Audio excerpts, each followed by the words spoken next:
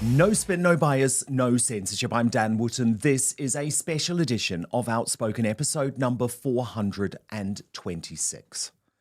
Enough is enough. That should have been our attitude years before yet another shocking crime by someone who illegally invaded this country wounded our souls. Today, through her brave and brilliant mother, Siobhan, we tell the story of Rhiannon Whyte, a 27-year-old young English mother who was murdered by a demonic illegal staying in a migrant hotel where she worked. It's a story that shames our politicians, shames our mainstream media, so they have largely decided to ignore it. But we won't. On the 20th of October, 2024, while walking to Bescot Stadium railway station in Walsall after finishing her shift at 11 p.m, Deng Majek followed Rhiannon, who was on the phone, to her best friend. He then launched a frenzied attack once Rhiannon had arrived at the station, in which he stabbed her 23 times with a screwdriver. She suffered at least 11 injuries to her skull, one wound so deep it pierced her brain stem. This despicable monster then left Rhiannon lying on the ground of the station platform fighting for her life and threw her phone into a nearby river. He then stopped by a shop to buy alcohol and was caught dancing and laughing on CCTV before later being arrested by police.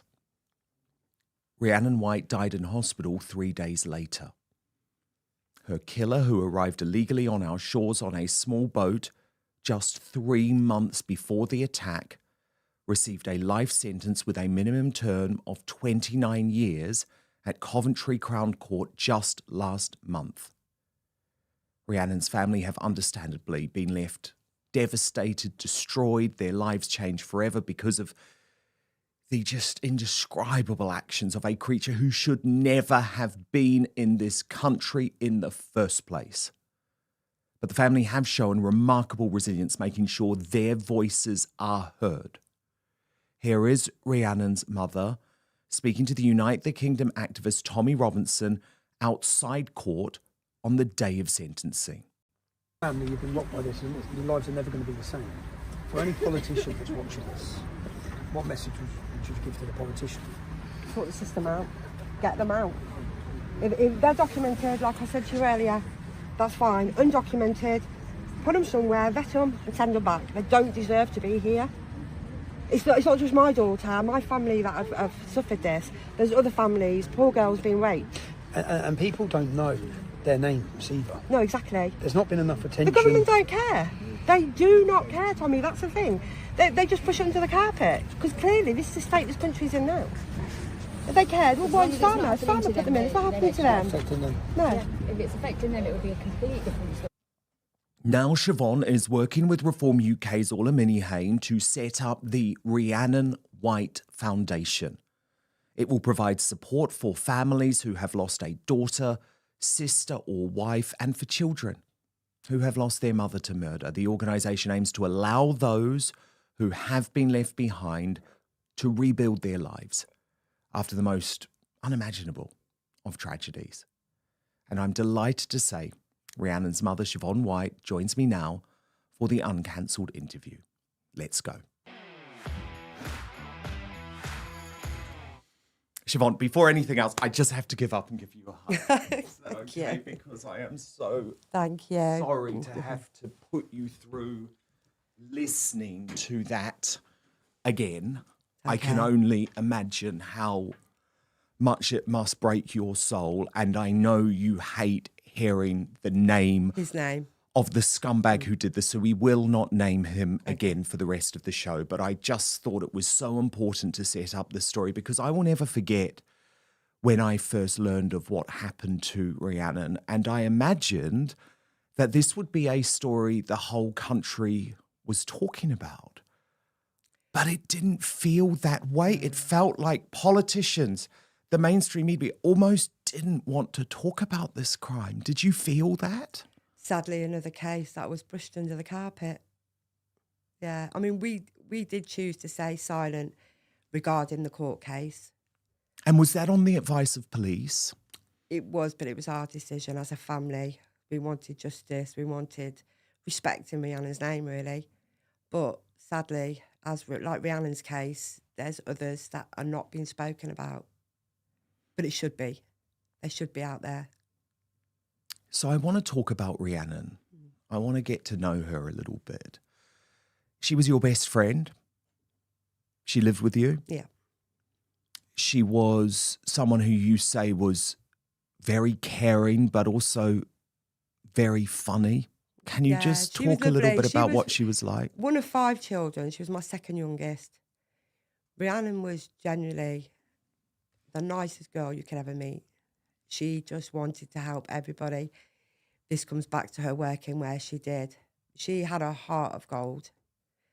Yeah, she became my best friend. We did everything together. She loved Disney. Stitch, yeah. And I think the character Stitch from the film Lilo and Stitch was even featured as part of her funeral. Yes, it was. Yeah, we had a floral tribute made up from the nieces and nephews of Stitch. What was she like as a mum? Lovely. She doted on that little boy, but she also doted on her niece and nephews. And this is what people don't see. It's the impact that it's left. Not only has this taken this little boy's mum away, it's taken these children's aunties away, and it's unbearable. How did you feel when you learned that she was going to not just start work at this hotel, but that it was actually a hotel full of migrants? Did you have a concern? I was worried as a mother. I didn't tell her not to do it. She's 27 years old. I was worried, but this is what she wanted to do, and she seemed happy there. But again, I couldn't stop her working there. But that it's not about the immigrants that lived there or whatever. At the time, that was all irrelevant to us. It was a job.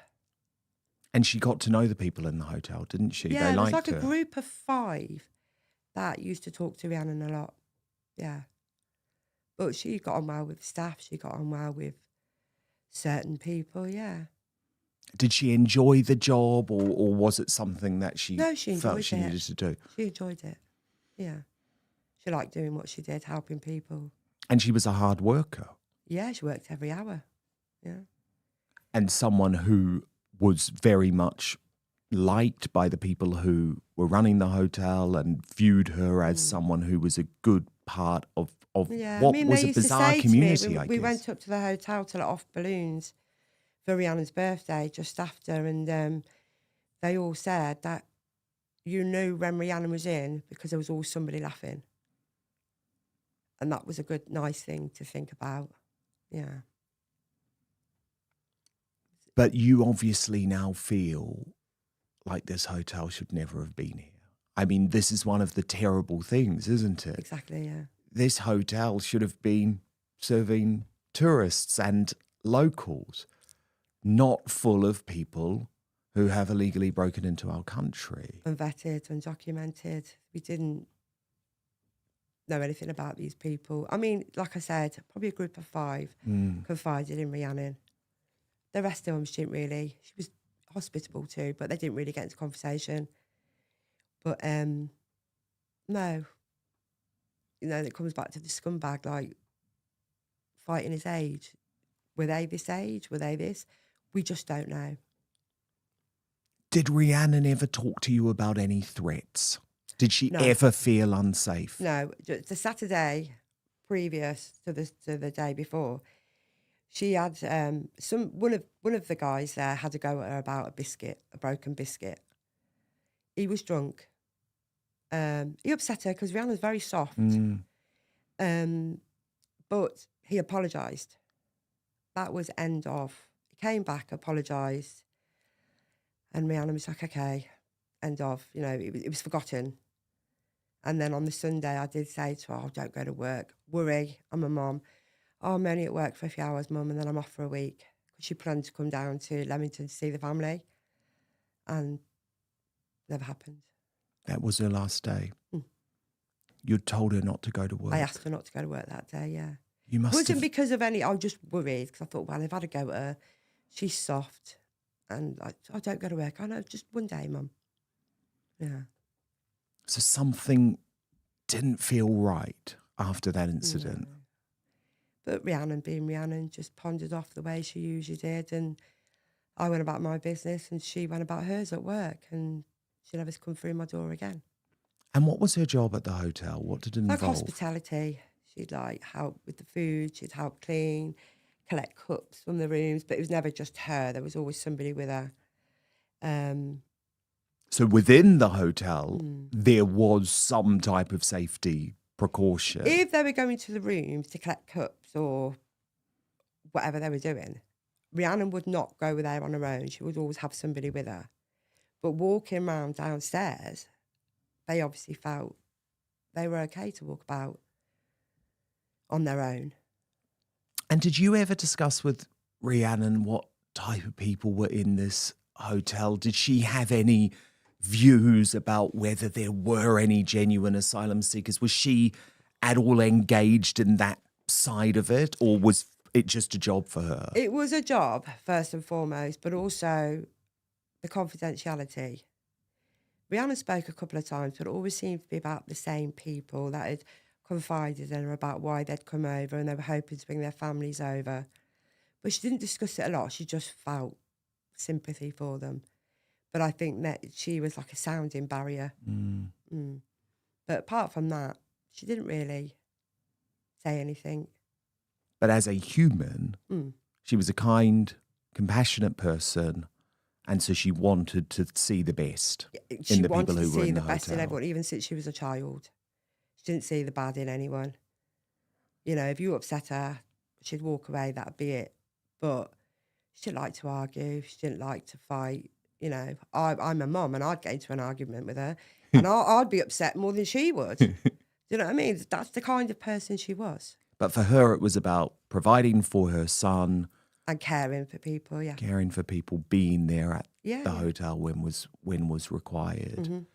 And I guess one of the ironies, and this is one of the huge problems with these hotels and why people have been so concerned for such a long time, is that they can have all the security they want inside the hotels to look after the staff, but there is nothing outside to stop the residents from leaving, from going out on their own and committing crimes. Had she ever spoken to you about any crimes that were going on or any residents that she was concerned about? No, she wasn't worried. I mean, one time myself and Alex had gone round. Rhiannon was on a long shift. We'd gone round to drop some drinks off, and one of the security guys, because we had Rhiannon's little boy in the car, said, stop here and I'll walk Alex in. And when I looked over, we had the car locked, and when I looked over, they were smoking, sniffing off the benches, doing bongs, drinking. So I think to her, that's what they do. She's inside and that was it. So she knew that they had access to drugs and alcohol. Drink, yeah. But it wasn't something that was facilitated inside the hotel. No, but again, it didn't bother her because they didn't bother them. She wasn't associated with it.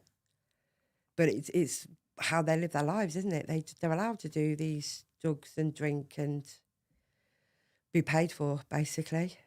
And this Sunday that you will obviously never forget, as long as you live, it was her last shift before a week off. Yeah.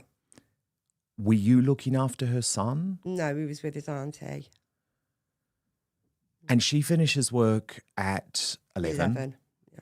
And it's a really short walk to the train station. I think. So you would have felt relatively okay that she could make that trip safely, and presumably she did so every day. Yeah. And I guess it's one of those things, isn't it? We often, in the United Kingdom, assume that it is safe for women at night on the streets, we still operate in Exactly. that type of trusting society. Did you hear from her at all before she left the hotel or anything like that? No, we'd had a couple of texts. I think she tried to phone one of her sisters, but she was sorting the little one out. But it just, the text, I'll be home at this time and etc. But there's nothing that shone out to me that she was worried at all, or But she was coming home to your house she was coming to me. She lived because with me, that's yeah. where she was living. And so you were expecting her. How long did it usually take her? Half an hour? Expecting her by midnight? If she got on the 21-minute past train or 11 o'clock, 11:01 or whatever she used to get, it was literally a 2-minute train ride into Walsall. And then I lived literally less than 5 minutes away from the train station. So she could have been all in home all, by 7 minutes. past. Yeah. Did you start getting concerned when she didn't arrive home? No, because usually she'd text and say, if the train's late, I'm going to get an Uber or whatever. I'd been popping them out doing I think I was preheating a dinner or something. And then this was 20-ish past, 25 past, and my phone started going. And it was Rhiannon's friend. Who she had been speaking Who she'd to. been on the phone to, yeah. And then it was my youngest daughter, Cara. So, of course, you just think, what's happened? Has she just been attacked? So I'm phoning the hotel. In the meantime, we've got the police on the phone, Emma's on the phone, it's manic. That's her friend. Emma, yeah, is her best friend. And then I'm phoning the hotel, is Rhiannon there? I said, no, she's left us. Well, you need to get somebody over to that train station now. But as I've put the phone down, those 3 immigrants had got off the train and ran to the hotel for help. Because they'd seen the state They'd that she seen was Rhiannon, in. yeah. And then Tyler, who worked there, was a housing officer, he ran over and was trying to help Rhiannon. And then obviously the police, we were on the phone to the police. There was Emma, myself, my daughters, all ringing the police. And then they didn't really say nothing. And I thought, maybe she'll go to the manor, been attacked. Because you don't think it's as bad as what it really is.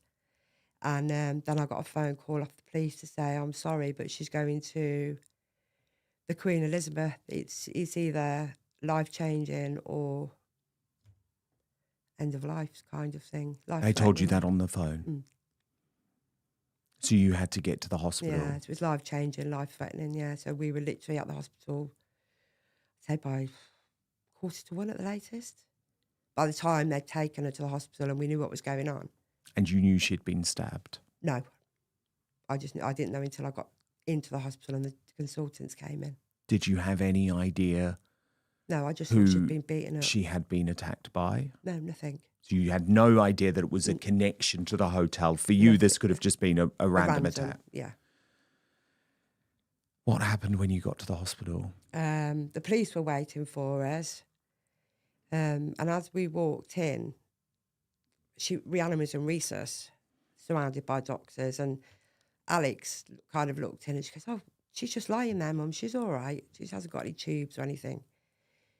And then I kind of get a bit of a brain thing here because I can't remember everything, but we went into the family room and we'd informed our family at the time, but my children first. Look, Rhiannon's been attacked. We don't know how bad it is, but once we know, we'll let you know. So all her siblings were on standby. And was her son with you at this point? No, he was being looked after by somebody else. And then Alex got somebody to look after him. And then it seemed like forever anyway, but I was in the family room and the consultant came in and he just started talking about Rhiannon. And he says, I'm really sorry to tell you, but she's been stabbed. I thought, what do you mean she's been stabbed? He goes, yeah, she's critical. And I said, well, what's going to happen? I said, has she been knocked out? Was she being sedated? And he went, she's not being sedated. She'd been knocked unconscious and there was no coming back from it. But he was explaining that she'd been stabbed in the head. I couldn't. How do you understand comprehend that? it. Yeah, I couldn't know. And then we went into recess to see her, and I just wanted to hold her hand, and I just kept saying, "What is it? It's like, what are these marks? And Alex was saying, maybe it's just a tarmac, Mum, where she's fallen. And I said, no, it looks like a screwdriver. She's like, no, Mum, it's not. And then it turned out it was a screwdriver. But we'd gone out, talked to family, look, you need to come up to the Queen Elizabeth. They've given us 6 hours. If she lasts 6 hours, it goes to 12 and 24, etc. Well, But you had no hope at that point that she was going to recover. I held out hope. I was like, oh no, she'll be okay. This is Rhiannon. She could bounce this back from anything. And then by the time we went out to call family, and the consultant says, we're going to take her to ICU. Well, in between resus and ICU, she crashed. So when we got up to ICU to her, she was tubed up. She was on machines. So it was like looking at a completely different girl again. It's heartbreaking. It's just, damn. And she hung on for 3 days. Yeah. Was that torture? Yeah, but we were told that she was blind. So if she'd have survived, she'd have been blind. But it'd have been hard. But, you know, for her, we would have looked after her. Of course we would have. But no, he got her straight through the brainstem. So. And over that period, Siobhan, did you start to have any idea that the person who had done this to your daughter was actually living at the hotel where she worked? Did you know that yet? What had happened is he got arrested within 5 hours. Megan from British Transport, that was with us, because we obviously had police at the hospital. She says, oh, we've made an arrest. And I remember saying, was he from the hotel? She goes, oh, I don't know. I said, he must have been. She goes, don't know, we can't really say. Whatever. And then it turned out he was from the hotel. Did you have a gut feeling? Yeah. I did. I kind of knew. It's like, I don't know, motherly instinct, I suppose. I just kept saying he's from that hotel, and they were like, well, we don't know. No, he's from the hotel. And then when we met with the liaison officers early hours of Monday, I think, I can't remember, but they kind of explained, yes, he was from the hotel. And he was in the cells on attempted murder. And then, of course, you lose her. Yeah, 3 days later, we had to turn off her life support. Then it got changed to murder. But we phoned the police to say, look, we're turning off Rhiannon's life support because there was literally nothing. It was like, I remember saying, it probably sounds a bit daft, but I remember saying, please don't let her die on Tuesday, because it was my youngest daughter's birthday.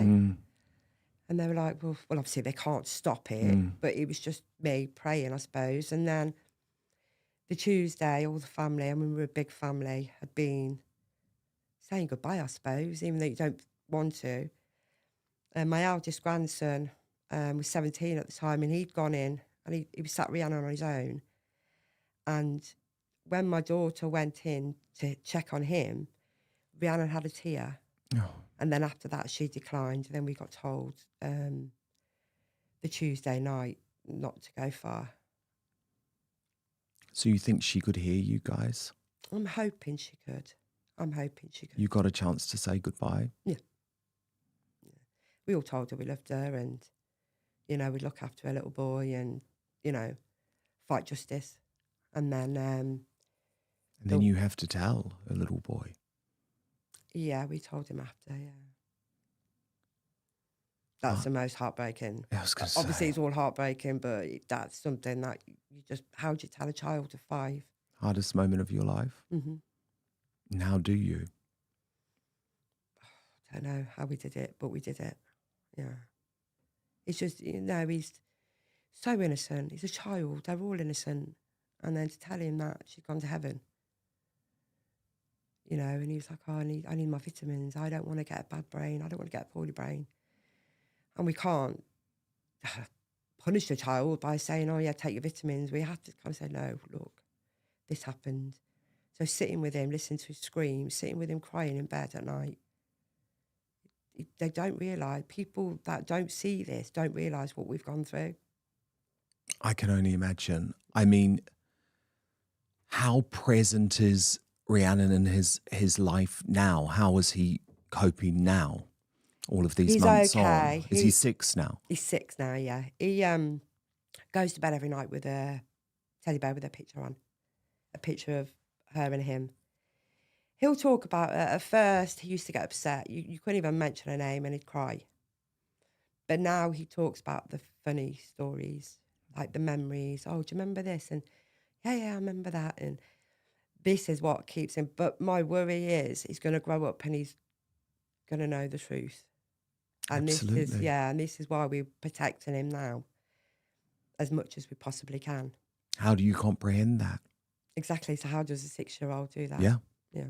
But as you grow up, and how are you not angry, and how do you not let that destroy your life? It's incomprehensible for me as well to even get my head around the fact that we are continuing to allow this to happen as a country. Now, there's something really important to me, Siobhan, because one thing that I have been so delighted about, and I know that's a weird word to use, but with your family, is that you have been prepared to speak about this, because so often the victims, and of course it is an individual choice, go to ground and you never hear from them again. No.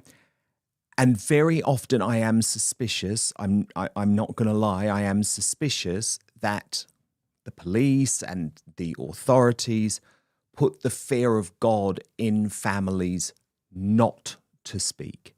And I just wonder if that happened at all with you. Are you told, look, if you speak out, this could impact the prosecution, it's better not to make this political? Like, was there an attempt to almost shut you up? No.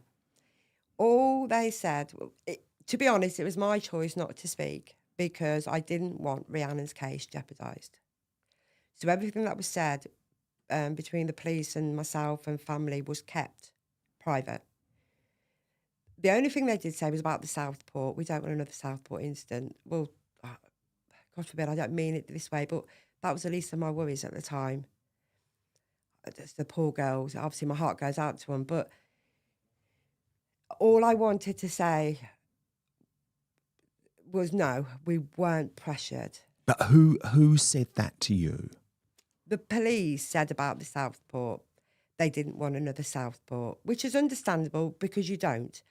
But at the same time... But they're talking about the public response. And the moving them out of the hotel. Now, I understand that, but at the same time, that was the least of my worries. Probably a bit of selfishness, but that was it. I was concentrating on my daughter. But I did say to the police, I've got no reason to speak out because I need justice for Rhiannon. Yes. I don't want to be speaking out and something gets said and taken out of context and ruining everything. So that was my choice, not to talk. I understand that, and you now have got justice, and thank God you have launched this foundation and we can now give Rhiannon that voice. But I am very fascinated by that, Siobhan, because I don't believe that this is how the police should be thinking. It's always about, we don't want to cause this, we don't want to cause that. Well, actually, maybe people have to start getting angry at the truth. And by the way, I don't for a single second advocate violence. I never have. That's never been my way. Ever. The thing is, though, this is what's happening. It's the violence that's taken over. The violence that's happening in our country is taking over our country. Yes. Yeah. Europe, they're everywhere. Yes. It's just everywhere is violence. And the thing is, if the priority of the police after a tragedy like yours, and I completely hear what you're saying, of course it's not your priority. You're just trying to get through, for God's sake, the worst moment of your life. But to me, it's very telling that the police are thinking about, how are people going to respond? We can't have another Southport. Well, think about stopping these people committing the crimes. Yeah. And then you're not going to have that. And I do believe when it came to Rhiannon's case that there was a bid to quell public anger. I really do believe that. I think there was an attempt, and this happens all the time, not to talk about the details, to tell the media that if you dare report any of the details that you're going to compromise the case. And I think what that means is we have a culture of cover-up now. Because when was it that you were told, we're not going to name him, let's just call him the animal, but when were you told that this animal had illegally entered the country just 3 months before he killed your daughter? Not long after Rhiannon passed away. So you did know? I knew not long after Rhiannon passed away, that he'd been in the country 11 weeks. But again, I mean, the one thing I will say about the police is if it hadn't been for British Transport Police, we would not have got an arrest. Because in my heart of hearts, I believe he would have got up that day and gone. Just scarpered? Just scarpered, yeah. So you praise them for their quick action in British terms of getting to the Transport, hotel and arresting him? Every step of the way, I will. Honestly, they've been, they've helped me all through the case. I won't even say they've told me to not speak. I've chosen not to speak because I didn't want to jeopardise anything for Rhiannon. But they've been very open and honest with how things are going, and they've got, sadly, a lot of cases like this they have to deal with on a daily. And they have been brilliant, and I will always put that out. British Transport Police have been fantastic. How did you feel when you were told that he was an illegal who had entered the country just 11 weeks earlier? And what do you know about that journey here? I was angry. I'm angry. We just know that. I mean, it must be rage. It must be uncontrollable more rage. has come out in court, and I really think it's all just lies because it's been consistent lies all the way through. But he's saying he came from South Sudan to North Sudan. He went to North Sudan for his own safety. Ironic, really. He left his wife and his pregnant wife and his family there. He's then travelled to Libya.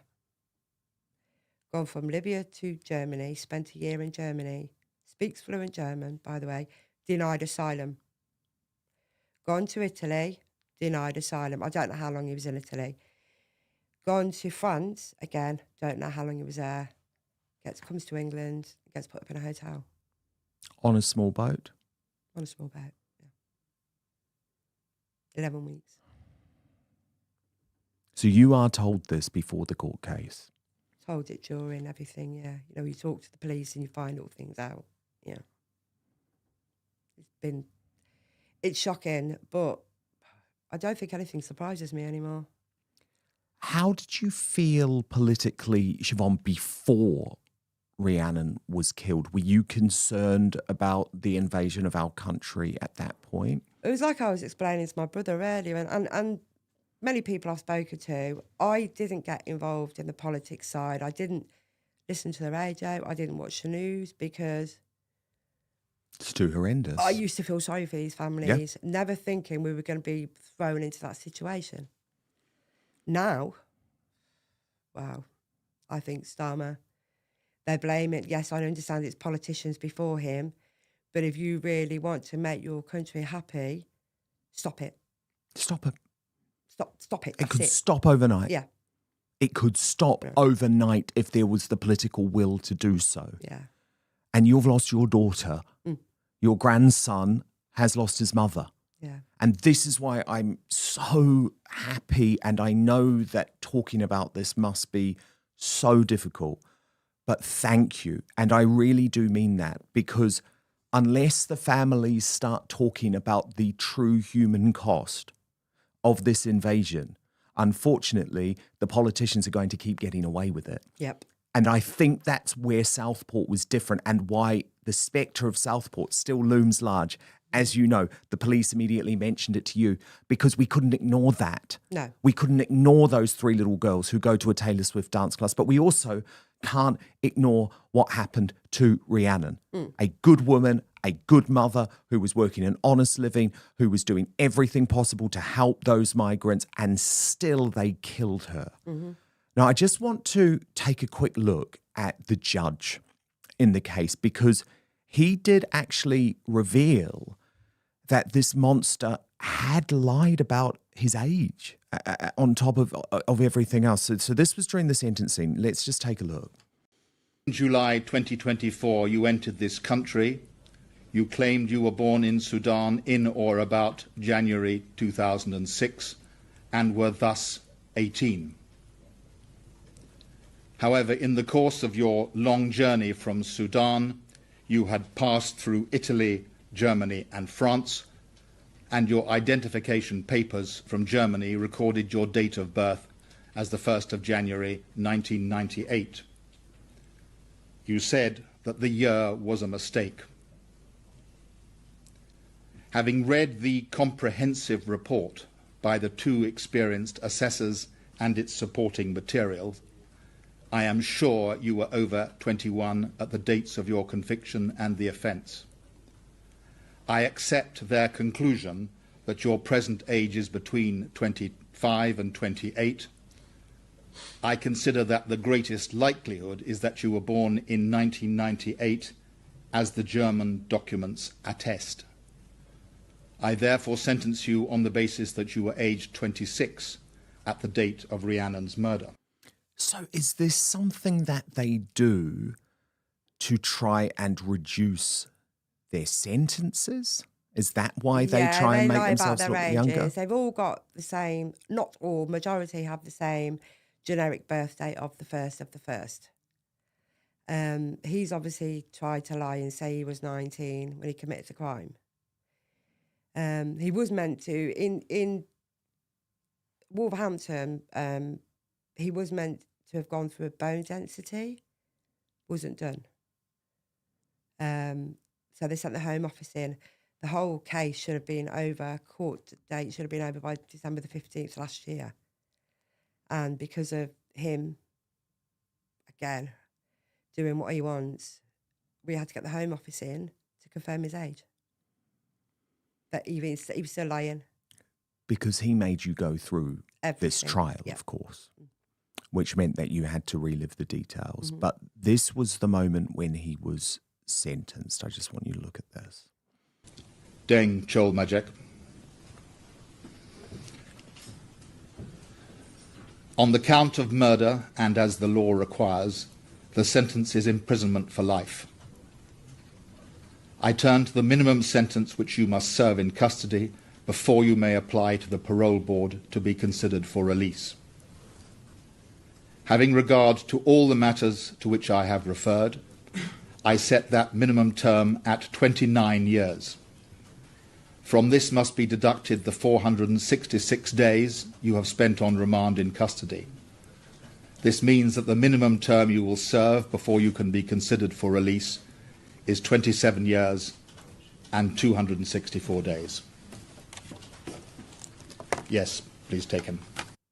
How did that moment feel? Nothing will ever be enough. But to know that he will probably never get out on parole, and to know that he'll never hurt anybody else, that's justice for Rhiannon. So you don't think he ever will be released? No. He doesn't show... He's never going to admit what he did. I mean, through the court case, he lied consistently. He called forensics liars. I don't think he'll ever admit what he did. And with his attitude and his lack of remorse, I can't even the judge thinks he won't get it. Parole, and that's 27 years. What was it like being in the same room as him? Horrible. But the worst part was when he was in the witness box and he was literally feet from us. But knowing that he was in that box behind us the whole time, I just felt compelled to stare to let him know that he's not going to scare me or intimidate me the way he probably did Rhiannon. But no compassion, one single iota of compassion in any way. He didn't care. Do you think that's a cultural thing? I don't know. I can't comment on that. But he just did not care. Showed no remorse. Nothing. Just slouch in his seat. And then when he was doing his, he's being questioned, he was nothing. Just stood there like he just didn't care. And it was like, I wasn't there. But, my barrister, Michelle Healy, was absolutely fantastic. But even she said, but you're there on CCTV. And he was going, it wasn't me. He just did not care. Could he speak English? Yeah. In one of our, it was like a quick meeting thing. It wasn't a family thing. It was just myself and my daughter. And my barrister said, look, I believe he speaks fluent German, so I will speak to him in German. And there's only myself, the police and the barristers. And she went to speak to him in German and he says, I understand and speak English. Even the judge was like, what? And then all of a sudden he can't speak English again. But when he's arrested, what's your name? Deng Chol. No, I don't believe it. I don't believe that he can't speak it. Were your victim impact statements read in court? Were you able to see if he reacted to them? Yeah, I stared at him as I was reading it. Nothing. Just put his head down and just sat there. But my last words to him, obviously I told him that I hate him, but the love I feel for Rhiannon will overpower that. He's nothing to me. He's irrelevant to me. Yeah. The love I feel for Rhiannon is more than the hate I feel for him. But I also said, I hope he never gets out. He doesn't deserve family, doesn't deserve people to care for him, where Rhiannon's got people that love and care for her. And the last thing I said as I looked at him was, well, let me see you dancing now. And I just walked away.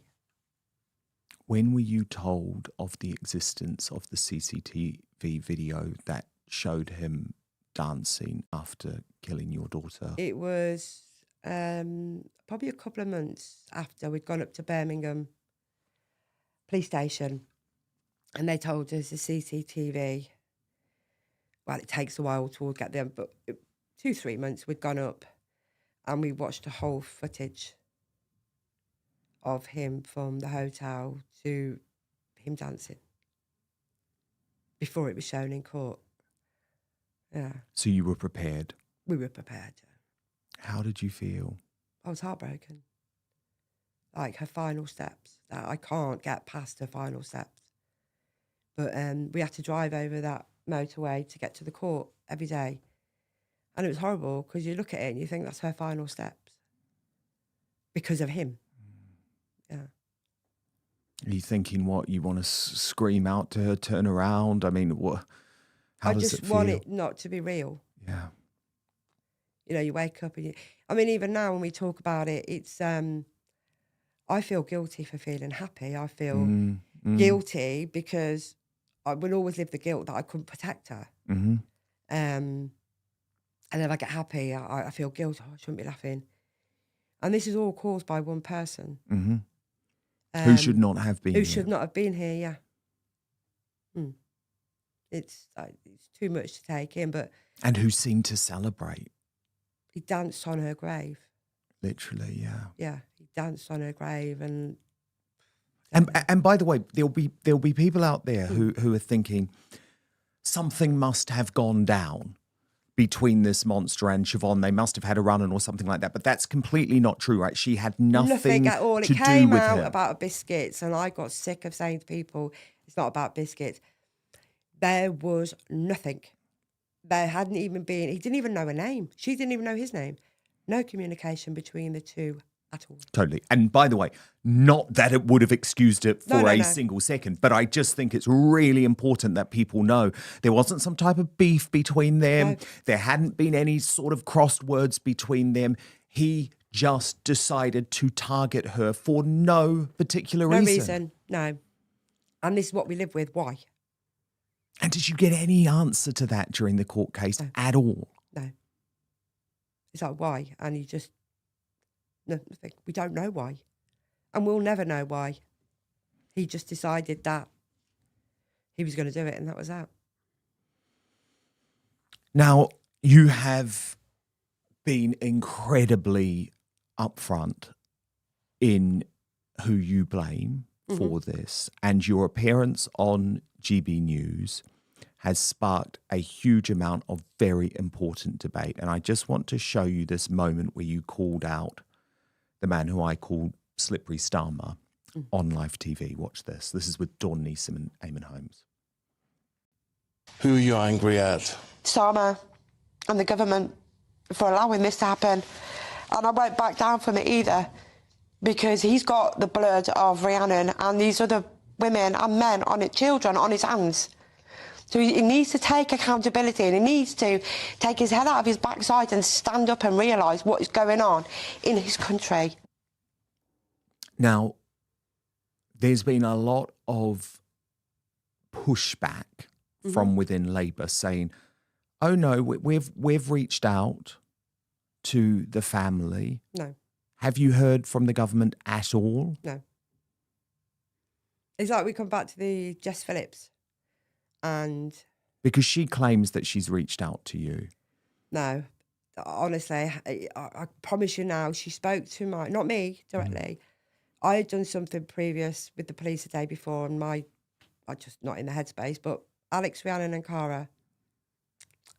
Emma and Cara, went to meet Jess Phillips in Birmingham. Half an hour. She promised, do this in femicide, we'll do this in Rhiannon's name, etc., etc. Not a single word from that woman since. Alex tried to reach out to her twice. Nothing. Absolute nothing. And then she goes to the House of Parliament and she's naming the women that have died. Sadly, the amount of women that have died in the past year or so, and it's Rhiannon Sly. Well, if you're working with her, surely you know my daughter's name. I honestly, nothing from that So woman. what, she got her name wrong? Yeah. And you've heard nothing from Jess Phillips since Not that a interview? single thing, no. It's all been nothing. Just brushed under the carpet, that was it.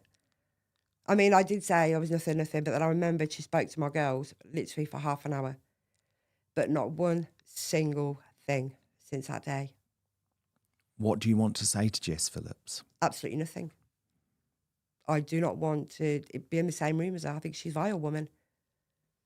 You know, she's just gone into hiding, and no. The government, they stick together. I understand that. Well, the terrible thing here for me is that Rhiannon's murder does not fit their political agenda. Exactly. So as a result, they have cut you out, because we have seen Starmer meet with the parents of other victims, but of course, not any that are connected to illegal immigration. I was about to say illegals, yeah, nothing like that. Yeah, it's absolutely nothing. I mean, like our local MP, Matt Weston, I reached out to him. My nephew reached out to him. Nothing. And he's a Labour I MP? think, yeah, for Leamington. And I think he responded to my nephew, whenever, 15 months ago. But he replied to my niece, sent my condolences to the family, etc., etc., and then was rambling on about, we'll get a bench. This was 15 months ago. And we've heard nothing. But now we've started to say, listen, you have not been there. I'm suddenly getting emails. I don't want it. I'm not replying. I'm not interested. But they want to get a bench in Rhiannon's name. Well, I'm not being funny. If I want a bench, me and my family will get a bench for my mother and my daughter and put it where their ashes are.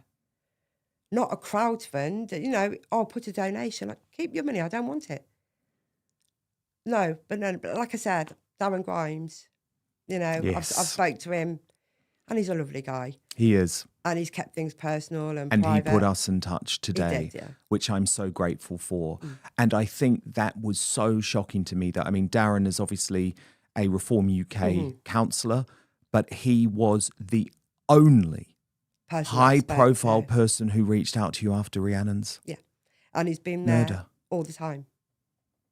You know, we speak privately, and he's not repeated something, you know, because I've probably not gone out, you know, but, you know, you're talking and you know, and he's never, ever put it out there. You know, some media would pick it up and be like, oh, he's been lovely, to be fair, for the past... Well, he's a great man. He's lovely. But no other politicians. Not one single person.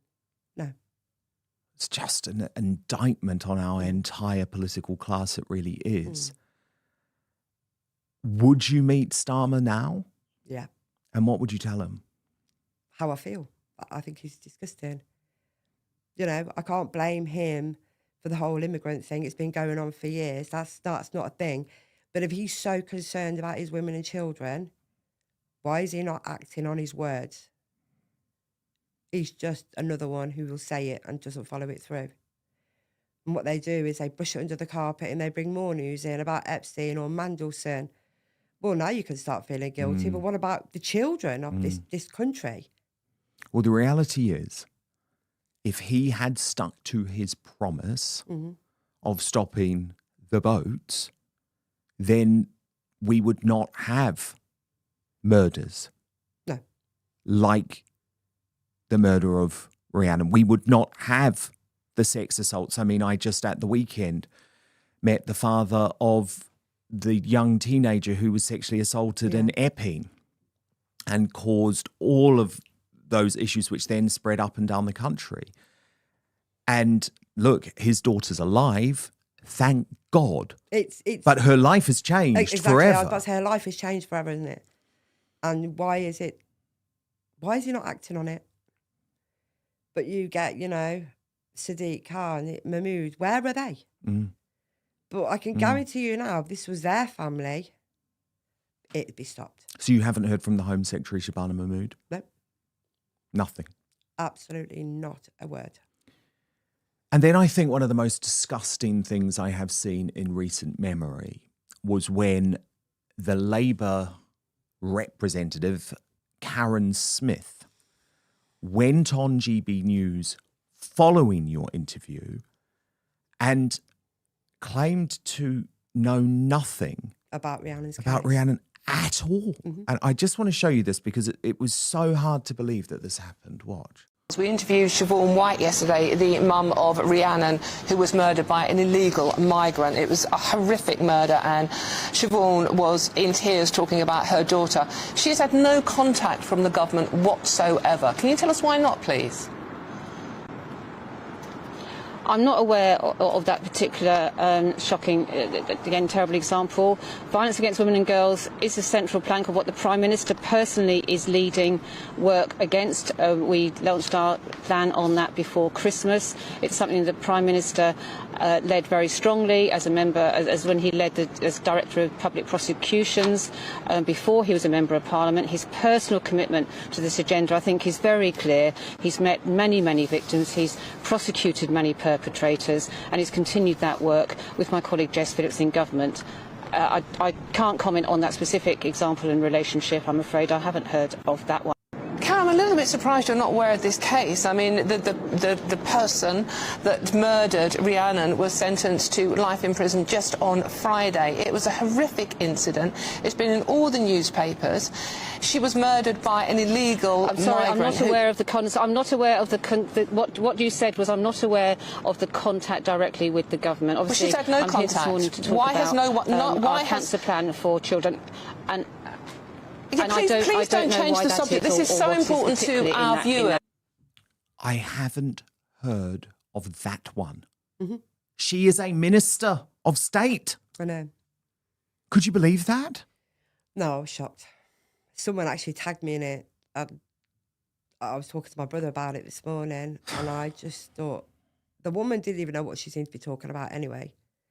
But referring to Rhiannon as that one. Disgusting. Yeah, disgusting. But it shows you the lack of respect, doesn't it? Yeah, there's no respect. Clearly there's not. And we just have to remember here, Rhiannon was not political. No. She was not a political figure. She was a woman at work, Who was a young mum. living. Everything this government should be supporting. She was not a political figure. No. And she's called that one. It's a disgrace. But as I say, this is why I really do believe there has been one of these cover-ups surrounding this case, and why I'm so happy that you were speaking. And I also have to say, your other daughter, Alex, has done some incredible work. I just want to show you her delivering this very powerful speech at an illegal migrant protest. Watch this. My sister did not deserve to die.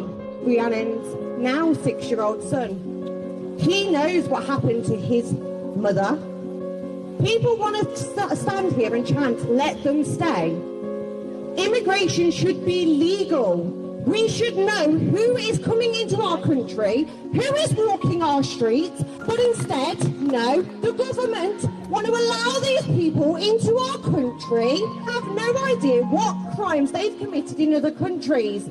Our government have a lot to answer to. Immigration is done correctly and we have amazing doctors, nurses, teachers. This needs to end. In Rhiannon's name and in every other woman who is affected by this and her son who has to grow up without a mother. This ends now. Yes. We make a change now. I just thought that was so powerful. I played it on my show at the time. She then seemed to clash with some counter-protesters who were defending the right of illegals to stay in Britain. Watch this. Sasha. My mum worked in a migrant hotel. Yeah. Like a lot of people do. And she was in that stabbed 23 times to the fucking head because she was getting a straight coat and killed her. Fucking hell, man. And he's fucking stabbed. And these lot here. Then all of these, and he came in the country 11 weeks prior on a dinghy. 11 weeks. 11 weeks. He stalked her for hours. Hours and hours. 23 stab wounds. 23 stab wounds to her breast and her arm with self-defense. And the right one that killed her went straight to the core of her brain. And these bastards are standing there defending her. Show your face. They might hide behind your side. Show your face. How many times this is okay with my sister? Her sister was murdered. Murdered. It could happen to any of you lot. Siobhan, it upsets me so much seeing that. What were those protesters saying? We'd Just actually gone dismissing up your for story. a vigil and a lit vigil for Rhiannon. Little did we know that the lefties turned up outside the hotel where we were doing the peaceful vigil for her, really. And So they counter-protested a vigil? counter-protested, yeah. And they were horrible. They were awful people. And these are the people who claim to have humanity, remember? Well, they don't seem to have any humanity for your family. No, and again, like I said, Ryan, Razor Colours, they said this is a vigil for a young mother who's been stabbed. And they just, I think, shrugged their shoulders. That is basically, they have a right to live here. Well, my Rhiannon had a right to live in any part of the world she wanted. So no, they don't have a right to live here while they're committing these crimes. But they basically were attacking us with words, so we just attacked back. We shouldn't have, but you're so full of anger. Oh, I think you should. I think you absolutely should have. Oh, well, we actually, did, but I think you absolutely should have. I mean, I am so disgusted that these hard left activists only seem to care about the invaders of this country. They don't give a damn about the native population who are being attacked, who are being raped, and who are being killed. You know, you are literally a living example of what these horrors are committing. So it very much upsets me. Because we're against them. So that's where the hate and the comments come up. But it's when you ask them, have them in your house or in a hotel near you, they don't say a word. No. Not a single No, word.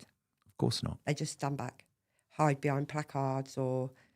No, but they cannot answer that, would you have them in your home? Which I asked in Wolverhampton on that day, and they all just why is she asking us this? Put us on the spot. No, you won't have them. Of course they won't. So why should we? Now, the Rhiannon Whyte Foundation is going to be a lasting and important legacy for your daughter. Yeah.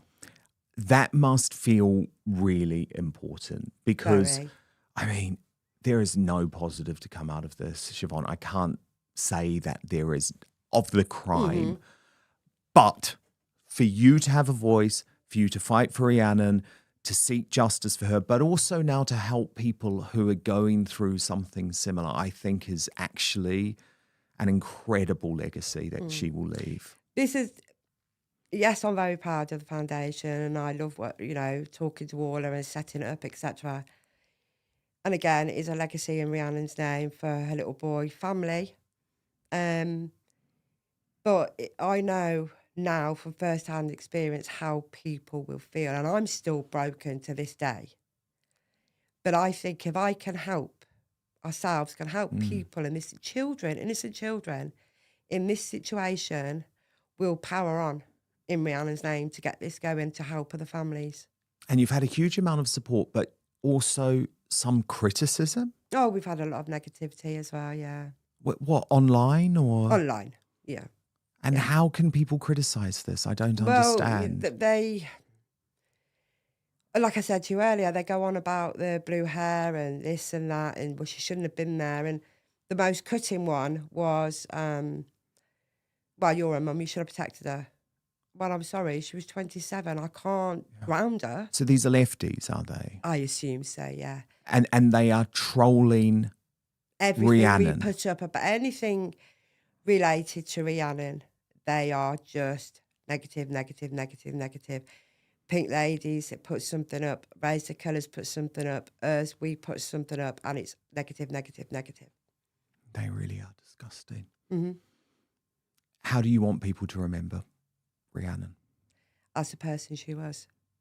The whole reason we are doing this foundation is for Rhiannon, because this is how she would want other people to remember her. We are giving, because she'd support anyone. She'll help anyone. And if we can do that in her name, I know she'd love it. And where can people find out more about the foundation? Is there a way to support it? Yeah, there's a link on Instagram. There's links on Facebook. We'll be putting it out later, yeah. And it's the Rhiannon Whyte Foundation. Foundation. And Whyte is spelt with a Y. Yeah. Amazing. Well, look, I think you're a brilliant woman. Thank you. It's such a shame that I never got the opportunity to meet Rhiannon, but she clearly was raised by an amazing mother. Thank you. And I'm so proud of what you're doing. I'm so delighted that you're doing it. Again, I stress, I don't put pressure on any family members. I know everyone deals with these things in their own way, and I do respect that. But for you to be able to speak out and to finally give a voice to the true horror of what these crimes are causing for real people. Honestly, I am so I will continue happy. to do that in Rhiannon's name if it's going to help. Oh, it's helping. Other people, yeah. It's absolutely helping. So I'm so appreciating you being here on Outspoken, and we will stay in touch, please. Definitely, yeah. Thank you so much to Siobhan Whyte. And of course, I will post the link to the very, very important Rhiannon Whyte Foundation in our description on YouTube. Thank you so much for your company. This has been a very special edition of Outspoken today. So, of course, we will return live with all of our regular features on Monday. For now, we are moving over to Substack for the Royal Uncancelled After Show. You can join us there at www.outspoken.live. In the meantime, I hope you have a wonderful weekend. I will see you 5 p.m. UK time Monday, midday Eastern, 9 a.m. Pacific. And most importantly, I promise to keep fighting for you.